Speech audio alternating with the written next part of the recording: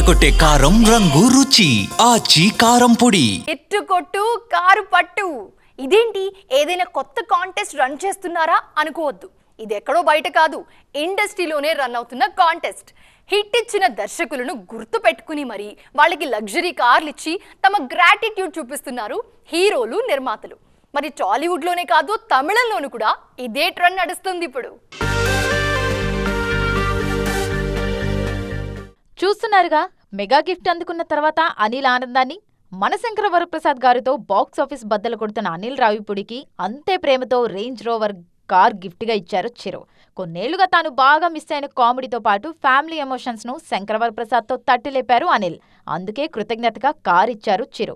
మనశంకర వరప్రసాద్ గారు సృష్టించిన రికార్డులను చూశాక అనిల్ రావిపూడికి కారు కాదు, ఇంకేం ఇచ్చినా తక్కువే అనిపిస్తుందేమో. రీజనల్ సినిమాల్లో మొదటి 350 కోట్ల సినిమాగా రికార్డ్ క్రియేట్ చేసింది ఈ చిత్రం. అలాగే ఆల్ టైమ్ ఇండస్ట్రీ హిట్గా నిలిచింది. చిరు మాత్రమే కాదు, ఆ మధ్య ఓజీ టైంలో సుజీత్కు లగ్జరీ కార్ ఇచ్చారు పవర్ స్టార్. పవన్ కళ్యాణ్ను చాలా ఏళ్లుగా ఊరిస్తున్న విజయాన్ని ఓజీతో ఇచ్చారు సుజీత్. షూటింగ్ సమయంలో తన కారు అమ్మి జపాన్ షెడ్యూల్ పూర్తి చేశారని తెలుసుకొని సుజీత్కు అదే మోడల్ కారును గిఫ్ట్గా ఇచ్చారు పవన్. ఇక గతేడాది మిరాయి సినిమా హిట్కు గుర్తుగా హీరో తేజ సజ్జా, దర్శకుడు కార్తిక్ ఘట్టమనేనికి కార్లు ఇచ్చారు నిర్మాత విశ్వప్రసాద్. రేపు పెద్ద హిట్ అయితే బుచ్చిబాబుకు రామ్ చరణ్ కూడా కార్ గిఫ్ట్గా ఇచ్చి ట్రెండ్ కంటిన్యూ చేస్తారేమో చూడాలి. కేవలం తెలుగులోనే కాదు, తమిళంలోనూ ఈ ట్రెండ్ నడుస్తుంది.